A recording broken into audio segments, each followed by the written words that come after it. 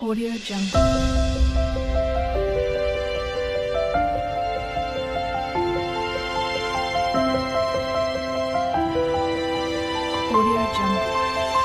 Hello అండి, అందరికీ welcome back to our channel సాహిత్య ఐడియాస్ అండ్ బ్లాగ్స్. అందరు ఎలా ఉన్నారు? బాగున్నారా?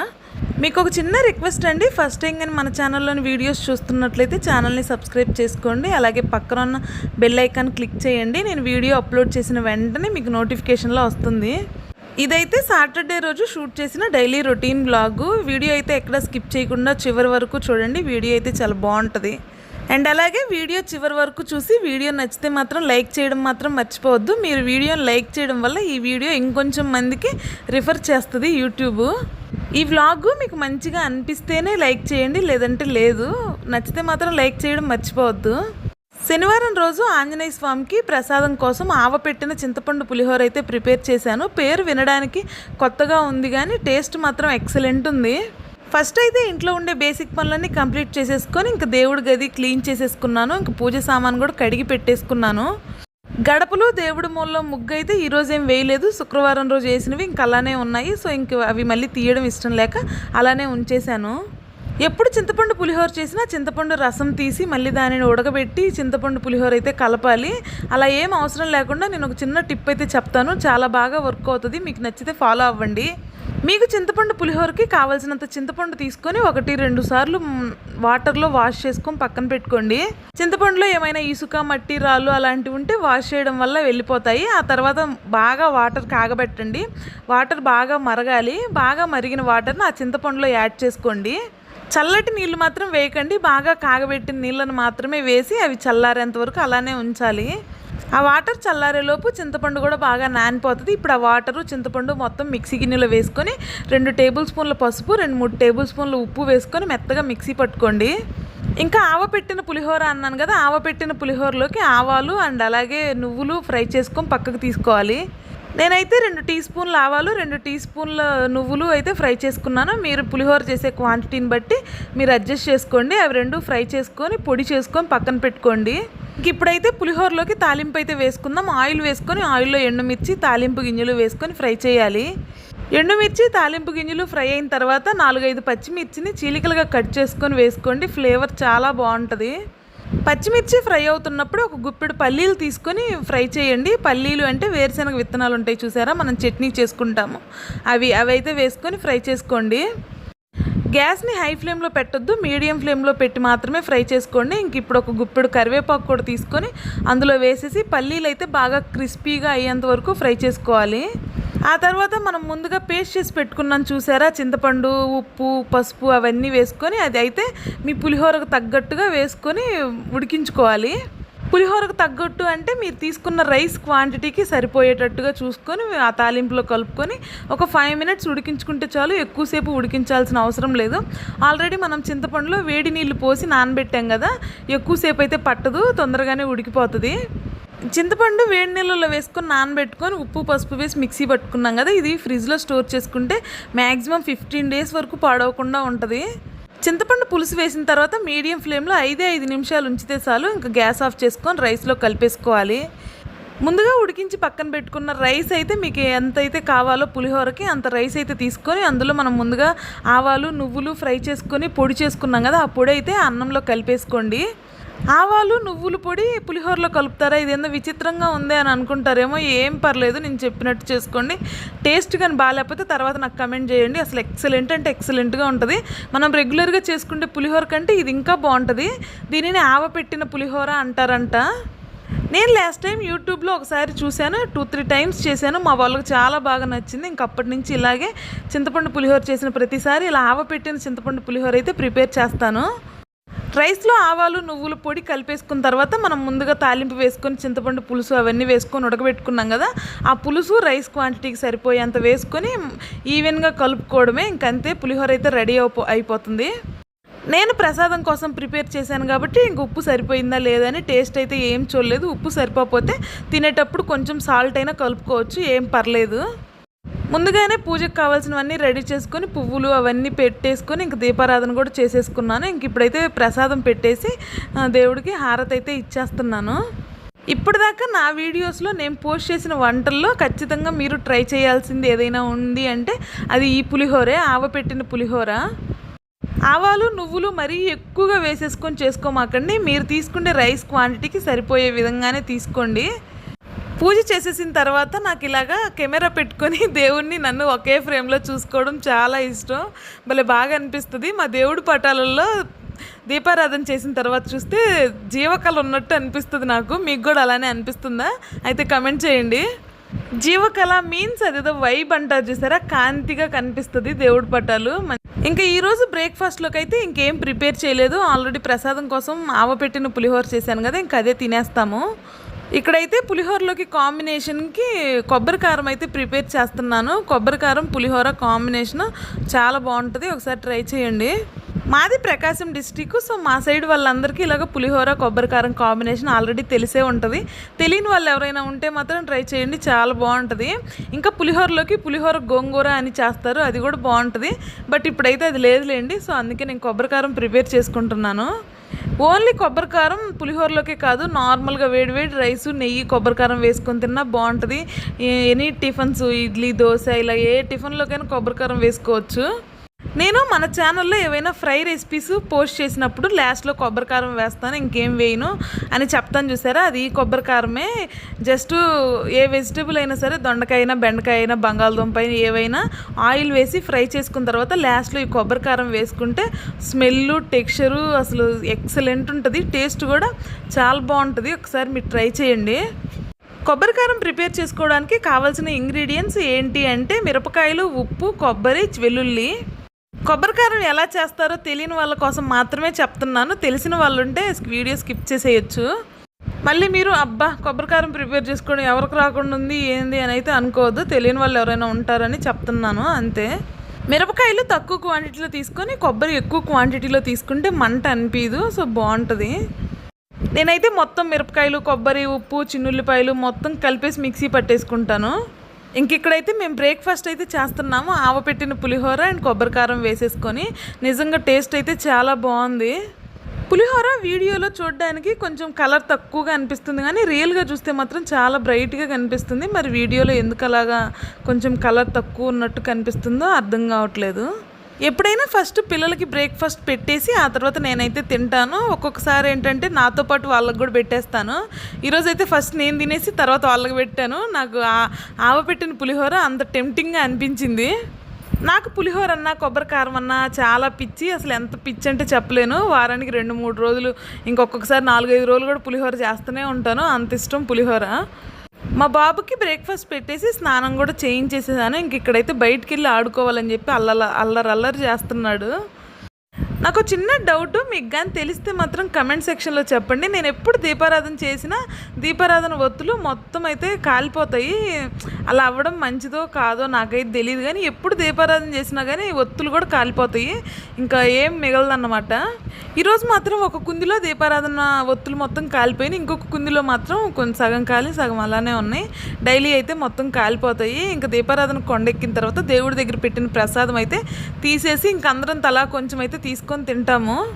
మేము ఆల్రెడీ ఇంక బ్రేక్ఫాస్ట్లో కూడా అదే తినేసాం కాబట్టి ఇంకేం తినాలనిపించలేదు. మా బాబుకి కొంచెం పెట్టేసి ఇంక నేను పక్కనైతే పెట్టేశాను. ఇంక ఈరోజు ఆఫ్టర్నూన్ లంచ్లోకి అయితే దొండకాయ ఫ్రై చేద్దాం అనుకుంటున్నాను. ఇవైతే నాటు దొండకాయలు. లాస్ట్ టైం నేను మార్కెట్కి వెళ్ళినప్పుడు అక్కడ నాకు కనిపించాయి. చాలా రేర్ అన్నమాట నాటు దొండకాయలు కనిపించడం, ఎప్పుడు హైబ్రిడే ఉంటాయి మార్కెట్లో.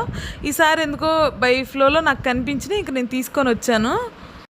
ఈ నాటు దొండకాయలు చూడడానికి లడ్డుగా ఉంటాయి, హైబ్రిడ్ ఏమో సన్నగా పొడవుగా ఉంటాయి. నాటు దొండకాయలు టేస్ట్ బాగుంటాయి.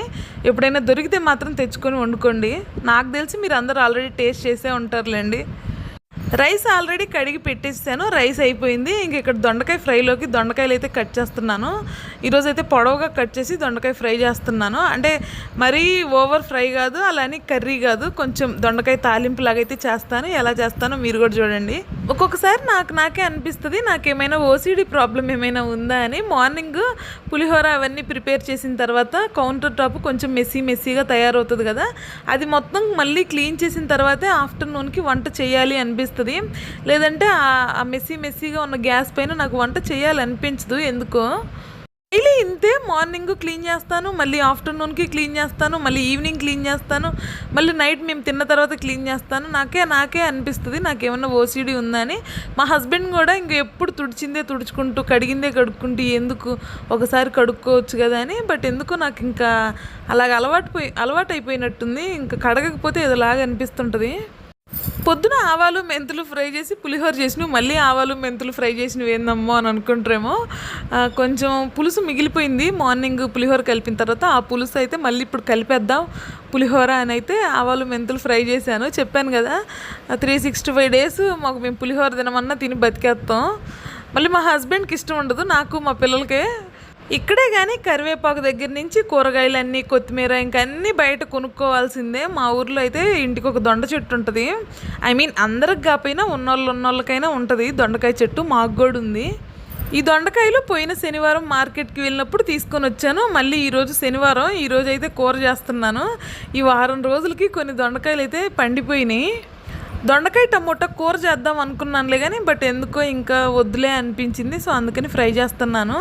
ఫ్రై ఎలా చేస్తానంటే ప్యాన్ పెట్టుకొని ఆయిల్ వేసుకోవాలి. ఆయిల్ హీట్ అయిన తర్వాత ఇంకా తాలింపు ఏం పెట్టను, డైరెక్ట్గా కట్ చేసుకున్న దొండకాయ ముక్కలు వేసేస్తాను. అవి ఒక 10 minutes అలా ఫ్రై చేసుకున్న తర్వాత అందులోకి టేస్ట్కి తగ్గట్టు ఉప్పు పసుపు వేసి మగ్గబెట్టేస్తాను. ఆల్రెడీ ముందే చెప్పాను కదా ఇది దొండకాయ ఫ్రై కాదు, కూర కాదు, తాలింపులాగా అని. అందుకే మగ్గబెడతాను. అదే ఫ్రై అయితే హై ఫ్లేమ్లో కొంచెం ఆయిల్ ఎక్కువ వేసి ఫ్రై చేస్తాను. దొండకాయల్లో ఉప్పు పసుపు వేసేసి మూత పెట్టి సిమ్లో పెట్టేస్తే దొండకాయలు మెత్తగా అంటే ఉడికిపోతాయి అన్నమాట. సో అంతలోపు నేను ఇక్కడైతే పులిహోర కలుపుతున్నాను. మళ్ళీ మార్నింగ్ కలిపిన పులిహోర ఏమైందంటే మార్నింగే అయిపోయింది. కొంచెం ఉందిలే కానీ ఇంకా అది సరిపోదు, ప్లస్ పులుసు కూడా ఉంది. ఇంక నాకు ఎందుకో మళ్ళీ పులిహోరే కలిపేద్దామని అనిపించింది. సో అందుకే మళ్ళీ పులిహోరే చేసేస్తున్నాను. ఆల్రెడీ నేను మార్నింగ్ చెప్పాను ఆవు పెట్టిన పులిహోర ఎలా చేస్తారు ఏంటి అని. సో మళ్ళీ ఇంక ఇక్కడైతే ఎక్స్ప్లెనేషన్ ఏం అవసరం లేదు. ఇంకా వేడివేడి అన్నంలో ఆవాలు నువ్వులు వేసిన పొడి అయితే కలిపేసుకోవాలి. ఆవాలు నువ్వులు గుర్తుపెట్టుకోండి, ఆవాలు మెంతులు ఎత్తి ఇంకంతే సంగతి. ఆవాలు నువ్వులు మాత్రమే ఫ్రై చేసుకొని పొడి చేసుకొని కలుపుకోండి. ఆవాలు వేస్తే చేదు వస్తుంది కదా అని అనుకుంటారేమో, అసలు ఆవపిండి చేదే ఉండదు. వేసుకునే అంతే వేసుకోవాలి, మరీ ఎక్కువ కాకుండా వేసుకునే అంత వేస్తే అసలు చేదేం ఉండదు, బాగుంటుంది. నువ్వులైతే మన హెల్త్కి చాలా మంచిది. ఇప్పుడు అందరికీ మోకాలు నొప్పులు, కాళ్ళు నొప్పులు అవన్నీ, చిన్నపిల్లలు లేదు పెద్దవాళ్ళు లేదు, అందరికీ మోకాలు నొప్పులుగానే ఉంటాయి. కాళ్ళు కూడా కొంచెం దూరం నడిచేటప్పటికి లాగేస్తాయి. ఇలా నువ్వులు మన ఫుడ్లో ఇంక్లూడ్ చేసుకొని తినండి, చాలా వరకు ఆ నొప్పులు అవన్నీ తగ్గుతాయి. నిజంగా నువ్వులు తినడం హెల్త్కి చాలా మంచిది. నువ్వులు బెల్లం కలిపి లడ్డుల్లాగా చేసుకొని తినడమో, లేదంటే రోజు 2 tablespoons నువ్వులు తినడమో, లేదంటే ఇలా పులిహోరలోనో దేంట్లో అన్న నువ్వుల పొడి ఇలాగ వేసుకొని తింటా ఉండండి. మీరు ఒక 2-3 నెలల కల్లా మీరు రిజల్ట్ కానీ చూడకపోతే అప్పుడు నన్ను అడగండి. నువ్వుల్లో కాల్షియం ఎక్కువగా ఉంటుంది. ఈ కాల్షియం వల్ల ఎముకలు గట్టి పడతాయి, ఎముకల్లో ఉండే గుజ్జు కూడా ఎక్కువ పడుతుంది అన్నమాట. నిజంగా జోక్గా చెప్పట్లేదు. కావాలంటే మీరు ఇప్పటి నుంచి నువ్వుల లడ్లు కానీ నువ్వుల పొడి కానీ ఇలాగ మీరు కొట్టుకొని తినండి. అదే నువ్వుల పిండి ఇలాగా. ప్లస్ ఇలాగ వంటల్లో ఎప్పుడైనా నువ్వుల పొడి, ఇప్పుడు పులిహోరలో నేను నువ్వుల పొడి ఎలా వేసానో అలాగ వేసుకొని తింటా ఉండండి. 2-3 నెలల తర్వాత మీరే తేడా గమనిస్తారు. మాటల్లో పడి దొండకాయ ఫ్రై చేయడం కూడా అయిపోయింది. అదే దొండకాయ ఫ్రై కాదు, దొండకాయ తాలింపు. మూత పెట్టేసాం కదా, దొండకాయలు అయితే మెత్తగా మగ్గిపోతాయి. ఇంకా తర్వాత కొబ్బరికారం వేసేసుకొని సర్వ్ చేసుకోవటమే. నేను ఇక్కడైతే వంట చేయడం అయిపోయిన తర్వాత మా హస్బెండ్కి అయితే పెట్టేసి ఇచ్చేసేసాను. ఇంకా నాకేం ఆకలిగా అనిపించట్లేదని చెప్పేసి నేను తినలేదు. ఈవినింగ్ టైంలో అలా తిన్నాను నేను. ఇక్కడైతే దోశ పిండికి అయితే నానబెడుతున్నాను బియ్యం మినప్పప్పు. మార్నింగ్ ఎప్పుడో నానబెట్టాల్సింది, మార్నింగ్ నుంచి అనుకుంటూనే ఉన్నాను కానీ నాకు గుర్తులేదు, మర్చిపోయాను. సో ఇప్పుడు టైం అయితే 1 o'clock 1:30 అవుతుంది. బట్ ఇప్పుడు నానబెట్టిన 2-3 hours నానినా సరిపోతాయి, పెద్ద ఎక్కువ నానాల్సిన అవసరం ఏం లేదు. సో అందుకని ఇప్పుడు నానబెట్టేస్తున్నాను. నేను దోసపిండి ఏ క్వాంటిటీలో తీసుకుంటాను అంటే 1 glass మినప్పప్పుకి 3 glasses రైస్ అయితే యూజ్ చేస్తాను. రైస్ అయితే ఇవి స్టోర్ రైస్, అదే స్టోర్ కోటా బియ్యం అంటారు చూసారా, అవి. నేను తీసుకున్న మినప్పప్పు అయితే పొట్టు మినప్పప్పు. సో పొట్టు మినప్పప్పు 1 glass, 3 glasses బియ్యం అయితే తీసుకుంటాను. అందులో 2 లేదా 1 tablespoon మెంతులు అయితే యాడ్ చేస్తాను. మెంతులు వేయడం వల్ల మనం దోశలు వేసేటప్పుడు స్మెల్ భలే బాగా వస్తుంది. ఇప్పుడు హోటల్లో దోశలు వేసేటప్పుడు మనకి స్మెల్ ఎంత మంచిగా వస్తుంది వాసన. సో అంత మంచి వాసన వస్తుంది అన్నమాట దోశ కాలేటప్పుడు. అండ్ అలాగే ఒక గుప్పెడు పైన పచ్చిశనగపప్పు కూడా వేసాను. పచ్చిశనగపప్పు వేయడం వల్ల దోశ కలర్ వస్తుంది, టేస్ట్ బాగుంటుంది. నేను ఎప్పుడు ఇలానే వేసుకుంటాను. కావాలంటే మీరు ఇలా వేసుకొని చూడండి, బాగుంటుంది, టేస్ట్ బాగుంటుంది, ప్లస్ స్మెల్ కూడా మంచిగా వస్తుంది. రేషన్ రైస్ కాబట్టి 2-3 టైమ్స్ కంపల్సరీగా వాష్ చేసుకోవాలి. నేనైతే ఇలా ఫస్ట్ వాష్ చేసేసుకొని పెట్టేసుకుంటాను. మళ్ళీ పిండి రుబ్బేటప్పుడు కూడా 2-3 టైమ్స్ మళ్ళీ వాష్ చేసుకొని ఆ తర్వాత పిండి రుబ్బుకుంటాను. అంతకుముందు పిండి రుబ్బేటప్పుడు రైస్ అయితే వేసి రుబ్బేదాన్ని. ఈ మధ్య రైస్ వేయట్లేదు నేను, ఇంక ఇలానే వేసేస్తున్నాను. పిండి బాగా ఫామ్ అవుతుంది అండ్ దోశలు కూడా చాలా పల్చగా వస్తాయి. దోశల పెనం సరిగా లేదు, అందుకే దోశలు సరిగా రాలేదని మనం అనుకుంటాం. కానీ దోశల పెనంతో పాటు దోశల పిండి కూడా పర్ఫెక్ట్గా ఉండాలి, అప్పుడే దోశలు పర్ఫెక్ట్గా వస్తాయి. రైస్ వేస్తే కూడా దోశలు రెడ్గా కాలుతాయి, స్మెల్ కూడా బాగుంటుంది. కానీ ఆ పిండి ఎక్కువ రోజులు నిల్వ ఉండదు. అంటే రైస్ ఆల్రెడీ ఉడకబెట్టిన రైస్, అది బయట పెడితే మహా అయితే ఎన్ని రోజులు ఉంటుంది, 1 డే కూడా ఉండదు, బయట పెడితే పాసిపోతుంది. ఇంకా మన అలాంటి రైస్ని మనం దోశల పిండిలో వేసేసి 3-4 రోజులు ఫ్రిడ్జ్లో పెడితే ఎలాగ ఉంటుంది చెప్పండి, స్మెల్ వస్తుంది. సో నేను అందుకని ఈ మధ్య రైస్ వేయట్లేదు, ఇంక ఇలానే చేసేస్తున్నాను. దోశల పిండి కోసం బియ్యం మినపప్పు నానబెట్టేసి పక్కన పెట్టేశాను. ఇంక ఇదైతే ఈవినింగ్ టైంలో ఇంకా మా హస్బెండ్కి టీ అయితే పెడుతున్నాను. ఆఫ్టర్నూన్ వండిన రైసు పులిహోర అవన్నీ ఉన్నాయి. ఇంకా నైట్కి అయితే నేనేం వండాల్సిన అవసరం లేదు. మా హస్బెండ్కి టీ పెట్టిచ్చేసేసి ఇంక నేనైతే మార్కెట్కి వెళ్ళి రావాలి. ఇంకా శనివారం ఇక్కడ మార్కెట్ ఉంటుంది, కూరగాయలు ఆకుకూరలు ఇంకా ఫ్రూట్స్ అవన్నీ దొరుకుతాయి అన్నమాట. సో ఇంక నేను ఎవ్రీ శనివారం అయితే అదే ప్రతి సాటర్డే అయితే మార్కెట్కి వెళ్ళి నాకు కావాల్సిన కూరగాయలు అవన్నీ తెచ్చుకుంటాను. మా హస్బెండ్ కూడా వెళ్ళి నువ్వే తీసుకొచ్చుకుంటాడు, ఎందుకంటే మా ఆయన తెచ్చినవి నాకు నచ్చవు. మా ఆయన ఈరోజు కూరగాయలు అయితే రేపటికే పాడైపోతాయి, అట్టుంటాయి అన్నమాట. పక్కన నిలబడి వాళ్ళ చేత వేపిచ్చేస్తాడు. ఇంకా వాళ్ళు పాసిపోయినాయి కుళ్ళిపోయినాయి అన్నీ వేస్తారు. సో అందుకని నేనే వెళ్ళి తెచ్చుకుంటాను. మా హస్బెండ్కి టీ పెట్టి ఇచ్చేసేసాను. అండ్ మా అబ్బాయికి కూడా కొంచెం పాలు అయితే ఇచ్చాను. రెగ్యులర్గా పాలు అయితే ఏం తాపను, ఎందుకంటే మేము ఇక్కడ యూజ్ చేసేది ప్యాకెట్ పాలు. సో అవి కెమికల్ మరి ఏంటో మనకు తెలియదు కదా, చిన్నపిల్లలకు తాపడం అంత మంచిది కదా. అదే మన ఇంట్లో బర్రెలు ఉంటే చక్కగా తాపుకోవచ్చు పిల్లలకి. సో ప్యాకెట్ పాలు కాబట్టి నేను పిల్లలకి రెగ్యులర్గా ఇవ్వను. ఇంకెప్పుడో ఒకసారి, ఇంక ఈరోజు వర్షం పడింది కాబట్టి వాళ్ళ డాడీ టీ తాగుతుంటే వీళ్ళు గోల్ చేస్తున్నాడు, ఇంక అందుకని వాడికి పాలు అయితే ఇచ్చేసాను. బయట అయితే ఫుల్గా వర్షం పడుతుంది. సో అందుకేనేమో మా హస్బెండ్కి ఏమైనా స్నాక్స్ తినాలి అని అనిపించిందంట. సో ఏమైనా స్నాక్స్ చేసేసి మార్కెట్కి అయితే వెళ్ళు అని చెప్పారు. అందుకని ఇక్కడ మొక్కజొన్న అయితే ఉడకబెడుతున్నాను. సో మొక్కజొన్నతోటి క్రిస్పీ కార్న్ అయితే చేసేసి వాళ్ళకి ఇచ్చేసి ఇంక మార్కెట్కి అయితే వెళ్తాను. క్రిస్పీ కార్న్ ఎలా చేయాలంటే ముందు మొక్కజొన్నల్ని అన్నీ ఒలుచుకోవాలి. ఒలిచిన వాటిని కొంచెం ఉప్పు పసుపు వేసేసి బాగా ఉడకబెట్టుకోవాలి. పసుపు ఎందుకు వేస్తున్నాను అంటే ఇది వర్షాకాలం కాబట్టి ఏవైనా పురుగులు చిన్న చిన్న మన కంటికి కనిపించిన అటువంటి పురుగులు ఉంటాయి. సో పసుపు వేయడం వల్ల అవి చచ్చిపోతాయి, ఏం ప్రాబ్లం ఉండదు. సో అందుకు పసుపు అయితే యాడ్ చేస్తున్నాను. బాగా ఉడకబెట్టుకున్న తర్వాత వాటిని వడగిన్నెలో వేసుకొని నీళ్ళన్నీ పోయేంతవరకు ఉంచుకోవాలి. ఆ తర్వాత అందులోకి మైదా పిండి ఉప్పు కారం వేసుకొని బాగా కలుపుకోవాలి. కొంచెం వాటర్ కూడా యాడ్ చేయాల్సిన అవసరం లేదు, ఆల్రెడీ స్వీట్ కార్న్ ఉడకబెట్టాం కదా, ఆ తేమతోనే పిండి అయితే కలిపేసుకోవాలి. పొడి పొడిగా ఉండే విధంగా కలుపుకోవాలి, ముద్దలాగా అయితే కలపొద్దు. సో మైదా పిండి కొంచెం ఎక్కువ పెట్టినా కానీ పొడి పొడిగా ఉండే విధంగా కలిపి పక్కన పెట్టుకోండి. ఆ తర్వాత డీప్ ఫ్రైకి కావాల్సినంత ఆయిల్ వేసుకొని ఆయిల్ హీట్ చేసుకోవాలి. హీట్ అయిన ఆయిల్లో ఇవి వేసేసుకొని ఫ్రై చేసుకోవడమే. కొంచెం జాగ్రత్తగా ఫ్రై చేసుకోండి, మొక్కజొన్నలు పేలుతాయి. పైన మూత ఏదన్నా పెట్టుకొని ఫ్రై చేసుకోండి, లేదంటే మొహం మీద వచ్చి పడతాయి మొత్తం. నేను క్రిస్పీ కార్న్ చేయడం ఇదేం ఫస్ట్ టైం కాదు. సో నేను చాలాసార్లు చేశాను కాబట్టి చెప్తున్నాను. ఫస్ట్ టైం చేసినప్పుడు నాకు తెలియక మూత పెట్టలేదు, వచ్చి మొహం మీద చింది పడింది నూనె అంతా. సో అందుకని చెబుతున్నాను, మీకు అలా అవ్వకూడదని. ఎంతైనా నా సబ్స్క్రైబర్స్ అంటే నాకు కొంచెం ప్రేమ ఎక్కువ అనమాట. మళ్ళీ మీకేమన్నా అయితే నా వీడియోలు ఎవరు చూస్తారు చెప్పండి, అందుకే మీ జాగ్రత్తలు చెబుతున్నా. బాగా ఆయిల్ హీట్ అయిన తర్వాత ఈ మొక్కజొన్న విత్తనాలు అయితే వేసుకొని ఫ్రై చేసుకోండి. ఒక 5 మినిట్స్ అలా ఫ్రై అయిన తర్వాత మూత పెట్టేసి ఇంకొక 5 మినిట్స్ వదిలేసి ఇంకా గ్యాస్ సిమ్లో పెట్టుకొని మూత తీసి ఇంకా పక్కకు తీసుకుంటే సరిపోతుంది. మూత అయితే పెట్టకుండా ఫ్రై చేశారంటే ఇంకా మీ ఇష్టం. నేనైతే నా బాధ్యత ప్రకారం మీకు చెప్పాను, ఇంకా వినడం వినకపోవడం ఇంకా మీ ఇష్టం. ఈరోజు స్నాక్స్ చేద్దామని నేనైతే ముందే ఏం ప్రిపేర్ చేసేసుకోలేదు. సో నేను కొంచెం తాయితీగా ఉన్నాను, నిదానంగా మార్కెట్కి వెళ్ళొచ్చులని. పాపం మా ఫ్రెండ్ వచ్చి బయట నా కోసం నిల్చొని ఉంది, ఇంకెప్పుడు వస్తావే రావే తొందరగా లేట్ అవుతుంది మళ్ళీ వర్షం వచ్చేటట్టుంది అని. నేనేమో ఈ స్నాక్స్ చేసుకుంటూ కూర్చున్నా, పాపం నా కోసం వెయిట్ చేసింది. ఇంక ఇవి చేసి మా హస్బెండ్కి పెట్టేసి ఇంక నేనైతే మార్కెట్కి వెళ్ళిపోయాను. ఇంకా మార్కెట్కి వెళ్ళి కూరగాయలు అవన్నీ తీసుకొని ఇంటికి వచ్చిన తర్వాత మా హస్బెండ్కి అన్నం పెట్టేసి ఇంకా దోసపిండి అవన్నీ మిక్సీ అయితే పట్టుకున్నాను. ఈ పొట్టు మినపప్పు ఏంటంటే కడగడానికి ఎక్కువ టైం పడుతుంది. మార్నింగ్ నుంచి నైట్ వరకు వచ్చిన బౌల్స్ అన్నీ ఇంక సింక్లో పడేసాను. ఇంకా కడిగే ఓపిక కూడా లేదు. కౌంటర్ టాప్ మొత్తం అయితే క్లీన్ చేసేసుకున్నాను. మళ్ళీ బొద్దింకలు అవన్నీ తిరుగుతూ ఉంటాయి. క్లీన్ చేయకపోతే ఇంకా బౌల్స్ అయితే రేపు పొద్దున కడుక్కోవచ్చులని వదిలేశాను. ఇంకా ఈ వీడియో అయితే ఇంతే. వీడియో నచ్చితే లైక్ చేసి ఛానల్ని సబ్స్క్రైబ్ చేసుకోవడం మర్చిపోవద్దు.